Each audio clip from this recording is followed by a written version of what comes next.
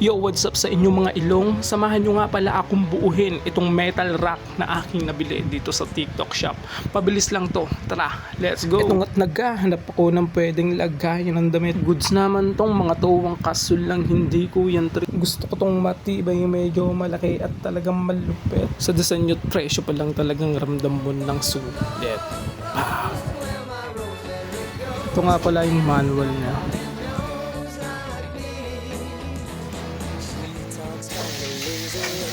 Time-lapse na lang natin mga ilong para mas mabilis. Let's go.